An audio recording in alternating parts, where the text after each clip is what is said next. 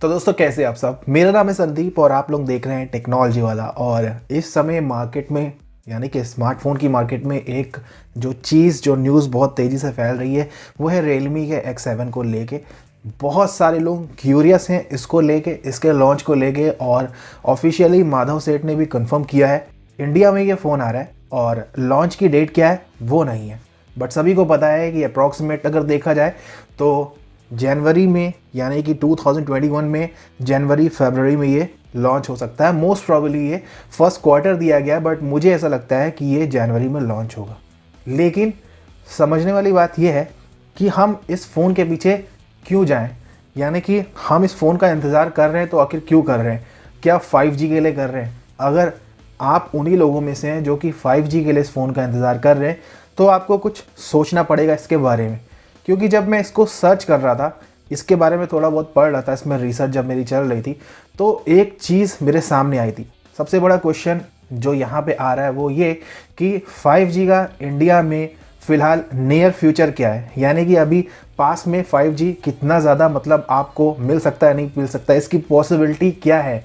तो जब आप इसे देखोगे, इस पर क्लोज़र लुक डालोगे तो आप क्या पाओगे कि 5G का जो स्पेक्ट्रम है अभी उसकी नीलामी होने वाली है फर्स्ट क्वार्टर में जनवरी में। ठीक है, तो ये मान के चलिए जनवरी फरवरी मार्च का जो फर्स्ट क्वार्टर का जो टाइम होता है उसमें आपको यहाँ पे इंडिया में इसकी नीलामी होती दिखेगी। और उसके बाद कंपनीज इसे अपनी अपनी सर्विसेज में लाएंगे और आपको देंगे।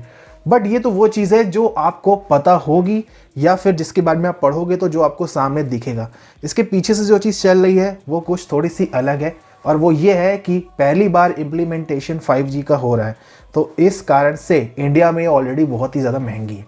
वैसे अगर मैं 4G की बात करता हूँ तो शुरुआत में तो 4G आपको फ्री में भी प्रोवाइड किया गया जियो 4G की सर्विसेज के रूप में, लेकिन अभी आप देख लो कि 4G भी बहुत ज़्यादा महंगा है। अब फिलहाल जो 5G आपको देखने को मिलेगा वो और भी ज़्यादा महंगा होने वाला है, और वो स्पेक्ट्रम इतना ज़्यादा महंगा है कि कुछ कंपनियां तो ऐसी हैं जो कि उसे लेने से अपने हाथ खींच ले रही हैं। और उनमें एक मेजर कंपनी है, वैसे तो ज़्यादा कंपनी इंडिया में नहीं चलती हैं, बट फिर भी हमें क्या देखना है कि मेजर जिसको हम यूज़ करते हैं क्या वो है, और यहाँ पे वही है। मैं एयरटेल की बात कर रहा हूँ। एयरटेल ने बोला है कि अगर गवर्नमेंट 5G स्पेक्ट्रम की प्राइस कम नहीं करेगी तो यहाँ पे वो विड्रॉ कर लेगा, अपना नाम हटा लेगा नीलामी से, यानी कि वो 5G के स्पेक्ट्रम अभी नहीं लेगा। और अगर इन केस में अगर वो ले भी लेता है तो काफ़ी लो बैंड पे एलोकेशन के लिए वो देखेगा। कहने का मतलब है वो एक चीज़ साफ कर चुका है कि वो नहीं लेगा इतने महंगे प्राइस में, जो कि यहाँ पे एग्जिस्टिंग प्राइस अभी जो है गवर्नमेंट की ओर से दिखाई जा रही है। सो समझने वाली बात यह है कि एयरटेल जैसा एक बड़ा प्लेयर, जो कि मैं अभी उसे बड़ा ही मानता हूँ, जियो ज़्यादा होगा बट हम सभी एयरटेल यूज़ करते हैं, हम सभी को पता है कि जियो में आजकल सर्विसेज गड़बड़ा रही हैं। सबके साथ ऐसा नहीं होगा मुझे पता है, बट ज़्यादातर लोग आज भी एयरटेल पर ट्रस्ट करते हैं और उसे यूज़ करते हैं। तो ऐसे में अगर एयरटेल अपनी सर्विसेज में 5G नहीं लाएगा, इस नीलामी में भाग नहीं लेता है, तो होगा ये कि आपका 5G जो फ़ोन है वो एक तरह से बेकार रह जाएगा। समझने वाली बात यह है कि रियलमी का X7 आपको जनवरी में लॉन्च होता दिख जाएगा, तो केवल आप 5G के लिए ले रहे हो, तो यहाँ पे अभी 5G में बहुत ही ज़्यादा कन्फ्यूजन है, आपको ये समझना पड़ेगा। अब बात बचती है मैं ये रियलमी X7 लूँ या ना लूँ, तो वो चीज़ डिसाइड करेगी इसके प्राइसिंग पे। अभी चाइना में ऑलरेडी लॉन्च्ड है और वहाँ पे जो इसकी प्राइसिंग है फिलहाल ये दो वेरिएंट में आपको देखने को मिलता है, जहाँ पे 6128 वाला जो वेरिएंट है उसमें आपको प्राइसिंग 20,300 इंडियन इक्विवेलेंट रुपीज़ के हिसाब से, और जो दूसरा वेरिएंट है हायर वेरिएंट 8128 वो आपको लगभग 27,000 रुपये इंडियन इक्विवेलेंट रुपीज़ के हिसाब से देखने को मिलता है। तो बहुत सारे लोग कह रहे हैं कि अंडर 20,000 आएगा, तो मुझे नहीं लगता कि अंडर 20,000 आपको देखने को मिलेगा। ठीक है, ये यहाँ पे लगभग आपको 22 से 23,000 के बीच में देखने को मिलेगा। मुझे नहीं पता कि इसके प्राइस पे कोई कंफर्मेशन आया है कि नहीं आया। अगर आ गया तो मुझे कमेंट सेक्शन में बताओ, वैसे आया नहीं है जहाँ तक मुझे पता है। और अगर ये इंडिया में जब भी लॉन्च होगा तो इसकी जो है ज़्यादा चांसेस यही रहेंगे कि 22-23 हज़ार का आएगा। तो अभी तो प्राइस आया भी नहीं है, ये चीज़ प्राइस पे डिसाइड होगी। अगर सपोज़ यहाँ पे 22,000 की डिवाइस आ जाती है तो इस केसेस में आपको क्या करना पड़ेगा कि इसको जो है कंपेयर करना पड़ेगा इसकी स्पेसिफिकेशंस के साथ। इसकी स्पेसिफिकेशंस अगर मैं 5G हटा देता हूँ तो भी काफ़ी ज़्यादा अच्छी है, जहाँ पे लगभग 6.67 इंच का फुल HD प्लस का सुपर एमोलेड डिस्प्ले देखने को मिलेगा, 4300 mAh की बैटरी 65 वॉट फास्ट चार्जिंग के साथ यहाँ पे देखने को मिलेगी। इसके अलावा यहाँ पे जो फ़ोन है आपको 5G के सपोर्ट के साथ देखने को मिलेगा, बट यहाँ पे मैं 5G के सपोर्ट को हटाने की बात कर रहा हूँ।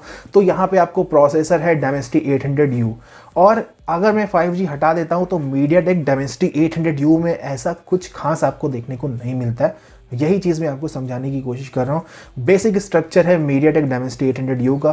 परफॉर्मेंस के लिए A76, एफिशिएंसी के लिए A55 यूज़ होती है और ये नॉर्मल स्ट्रक्चर है। कहीं पे अगर ये एडवांटेज लेगा 5G हटाने के बाद तो वो यहाँ पे होने वाला है इसका GPU यानी कि ग्राफिकल प्रोसेसिंग यूनिट।